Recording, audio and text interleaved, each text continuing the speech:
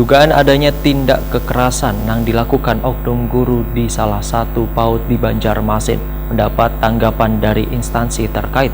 Wan telah memanggil lembaga pengelola PAUD yang diduga ada salah satu oknum guru melakukan kekerasan pada anak tersebut untuk diminta keterangan secara jelas wan fakta terkait permasalahan yang sedang viral ini.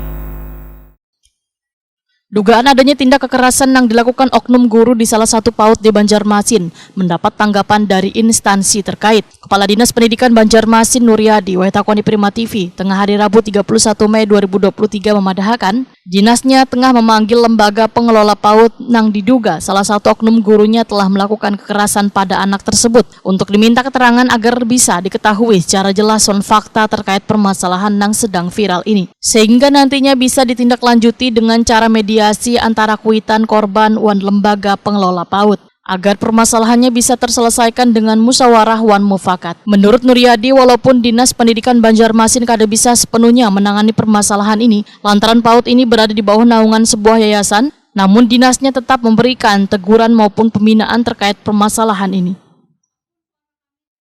Ya, dengan adanya viralnya itu kami menyayangkan adanya dianggap kekerasan terhadap siswa PAUD, apalagi kan siswa PAUD yang masih notabene anak-anak PAUD ya.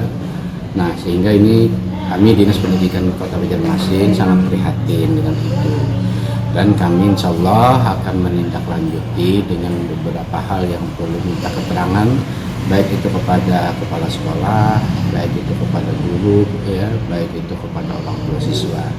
Kami tidak bisa memberikan statement yang belum bisa kami ketahui, sehingga itu akan kami pelajari, dan pada intinya kami kan setiap kali pembinaan kan ada beberapa kelompok kerja kepala sekolah ya, apalagi PAUD juga saya mulai tahun ini sudah saya bentuk. Jadi hal-hal pembinaan itu sudah kami sampaikan ya, kepada seluruh kepala sekolah, baik tingkat SMP, tingkat SD, tingkat TK dan SD. Beberapa kali sudah kami mengingatkan semuanya itu bahwa dalam pelayanan pendidikan, dalam memberikan pelajaran itu lebih sopan dan santun kepada anak-anak. Nuryadi berharap dugaan adanya permasalahan kekerasan ini secepatnya bisa diselesaikan dan menjadi pembelajaran bagi dunia pendidikan.